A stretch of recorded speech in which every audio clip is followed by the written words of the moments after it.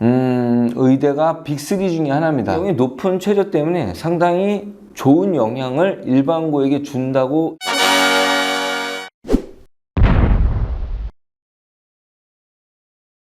노력하는 학생에게 좋은 점수를. 안녕하세요, 낭만강사 홍사부입니다.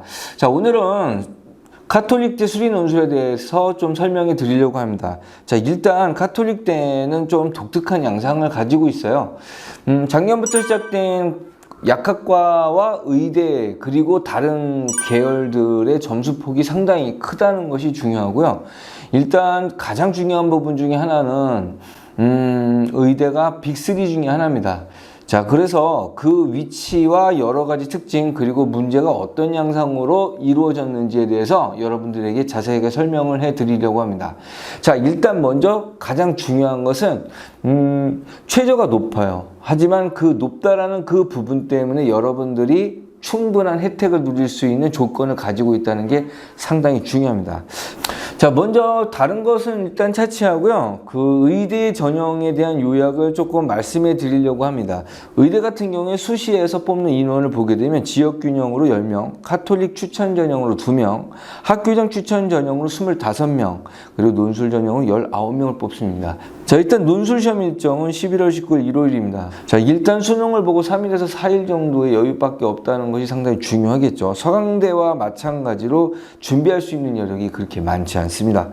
자, 그러면 여기서 가장 중요한 부분 중에 하나인데 카톨릭대 같은 경우에는 최저가 상당히 높은 편에 속합니다. 수능 최저를 보게 되면 공대와 자연계열은 수능 최저가 없습니다. 하지만 약학, 의예, 간호는 최저가 존재하고요. 약학은 3합 5, 과탐 하나고요. 간호는 3합 7, 탐구 하나입니다. 자, 이때 의예는 3합 4, 과탐이 2개를 평균으로 내게 되어 있습니다. 자, 3합 4라는 것은 상당히 높은 점수라고 보면 되는데요. 고려대학교하고 가천대도 상당히 높죠. 고려대 같은 경우에는 일반 전형이 4합 5 이내로 들어가야 됩니다. 그리고 과탐은 2개를 사용하고요. 자, 그런데 여기서 가장 중요한 부분, 최저는 높지만 일단 비교를 했을 때 상당히 다른 양상을 나타낸다는 겁니다. 자, 어떤 것이냐면 고려대학교 같은 경우에는 정시에서 97% 정도의 합격선을 그리지만 카톨릭대 같은 경우에는 99.7%의 합격선을 보입니다. 실제로 이게 정말 높은 건지는 좀 고민을 해봐야 되는 부분이겠죠. 자, 그 다음에 이야기를 좀 드리겠습니다. 자, 두 번째로 논술 문항 개요를 좀 알려드리겠습니다. 일단 문제 유형은 첫 번째 자연과 공학, 그 다음에 간호는 90분 동안 세 문항을 보게 되어 있습니다. 자, 이때 범위는 공통수학하고요, 수원하고 수투를 봅니다. 자, 그러면 의예하고 약학과는 100분의 4문항을 보는데 공통수학, 수원, 수투, 그 다음에 미적과 확통을 보게 됩니다. 여기에 기하가 빠져 있다는 게 좀 독특하죠. 자, 그렇다면 23학년도 같은 경우에 평균 경쟁률과 추합이 어느 정도 됐는지 한번 확인을 해 볼게요. 일단 공대의 평균 경쟁률은 52.7대 1 정도가 나왔는데 의대 경쟁률은 217.89대 1이 나왔습니다. 추합은 1명 들어왔다는 얘기고요.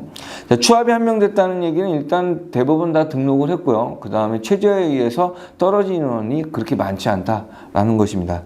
자, 약학과 같은 경우에는 343.40대 1이고 추합이 없었습니다. 자, 일단 보면은 약간 레벨 차이가 있기 때문에 서로 경향성이 좀 다르고요. 문제의 수준 자체도 조금 다르게 나타나는 편입니다. 자, 그럼 이제 본격적으로 수리 논술에 대한 이야기로 들어갈 텐데요. 일단 최저가 높습니다. 자, 그런데 정말로 최저가 높을까요? 자, 카톨릭대 같은 경우에 높은 최저 때문에 상당히 좋은 영향을 일반고에게 준다고 여러분들이 이해를 하면 됩니다. 자, 일단 19명의 많은 인원들을 뽑는다는 것이 가장 중요하겠죠. 자, 일단 최저가 높은 곳은 고려대, 그 다음에 가천대, 그리고 카톨릭대입니다. 고려대 같은 경우에는 4합5에 탐구 2개의 평균을 사용하고요. 카톨릭대 의대 같은 경우에는 3합4에 탐구 2개 평균을 사용을 합니다. 자, 그렇지만 일단 고려대학교의 의대 합격선은 97%예요. 자, 고려대학교 같은 경우 97% 10%의 사보 그리고 탐구 2개를 평균으로 쓴다. 자, 그러면 얼마나 많은 가성비가 나오겠느냐? 가성비 그렇게 크지 않습니다. 자, 97%인데 사보면은 96점 몇 %까지 올라간다는 얘기니까 사실상 가성비가 상당히 떨어진다고 보시면 될 것 같습니다. 자, 일대 가장 중요한 부분 중에 하나는 뭐냐? 카톨릭대에 합격하는 학생들 중에 일반고의 비율이 상당히 높다는 거예요. 왜 상당히 높으냐? 삼합사라는 거 그리고 탐구 2개를 쓴다는 거 이 부분이 특목고에게 상당히 압박으로 작용을 하기 때문에 일반고의 합격 비율이 상당히 높습니다. 자, 그러면 삼합사는 일반고에 일단 축복이 된 상태입니다. 그리고 가장 중요한 거 삼합사 그리고 탐구 2개의 평균. 자, 99.7%와 비교했을 때 어떤 가성비를 나타낼까요? 제가 보기에 일반고가 논술로서 누릴 수 있는 가성비의 최고라고 저는 자부할 수 있습니다. 자, 그러니까 삼합사라는 것은 일단 특목고가 들어오는 방패막이를 하는 그런 역할을 하게 됩니다. 자, 카톨릭대 의대 같은 경우에 논술이 100%는 아닙니다. 논술 70에 내신이 30%입니다. 자, 그런데 일단 문제의 경향성 자체와 난이도가 상당히 높아요. 그렇기 때문에 논술을 잘 보게 된다면 합격될 확률이 상당히 높다고 보시면 됩니다. 왜냐하면 일단 최종 합격자 평균이 2.12인데요. 실제로 학추에 합격된 비율을 봤을 때는 1.0이 최고고요. 그 다음에 최저가 2.16 정도가 됩니다. 2.16이라는 것은 아마도 과거에 최고 높은 점수를 가지고 있는 아이가 합격하지 않았을까라는 예측을 해봅니다. 자, 일단 전체의 평균을 잡는다고 해도 1.26대 1 정도까지 나오기 때문에 실제로 내신의 30%가 큰 영향을 주는 것 같지는 않습니다. 그리고 아이들이 내신과 수능과 그리고 논술에 대한 실력에 대한 편차가 거의 없다라고 보여지고 있습니다. 자, 그러면 이제 문제의 경향성을 조금 볼까요? 자, 23학년도 수리논술의 출제 경향을 조금 보도록 하겠습니다. 일단 공대와 이과대 같은 경우에는 세문항 90분이라고 말씀을 드렸죠. 문제 출제 경향이 자, 다항식의 미적분과 극한을 출제를 하고 있는데 좀 평이한 수준이에요. 평이한 수준.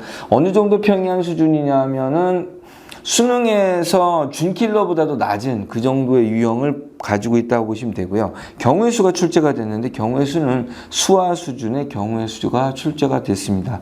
자, 이때 중요한 것은 어떤 걸까요? 문제가 평이하다고 해서 합격선이 높으냐도 상당히 중요하겠죠. 합격선이 그렇게 높지가 않습니다. 자, 이런 경우에는 대략 40점에서 50점 사이의 평균을 맞는다고 보시면 될 것 같습니다. 이거는 인하대학교하고 비교를 해보시면 금방 이해가 되실 거로 생각이 됩니다.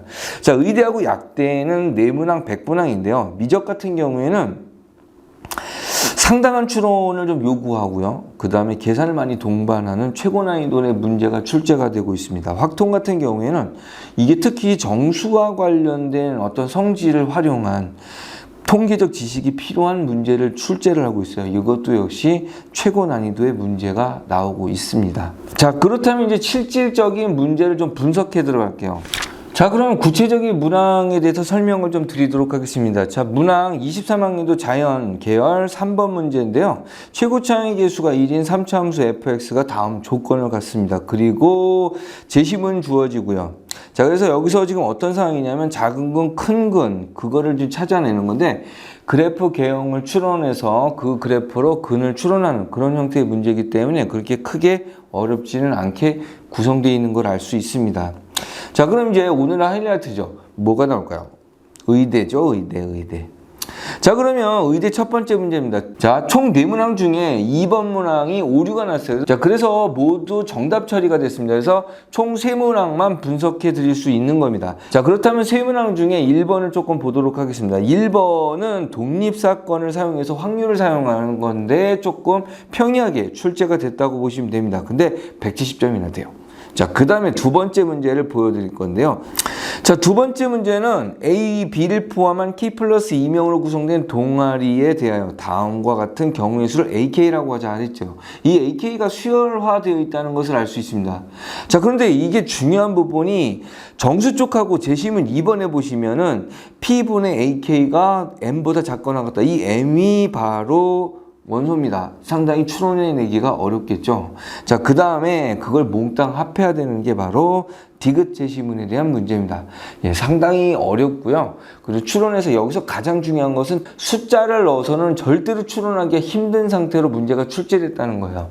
그리고 진행하면서 문제가 이걸 추론하기 위해서 자, 아이디어성의 수열에 대한 치환이 상당히 중요한 상황이기 때문에 자, 문제를 이렇게 유추한다는 것이 상당히 어려운 그런 답안의 구성을 지금 보이고 있습니다.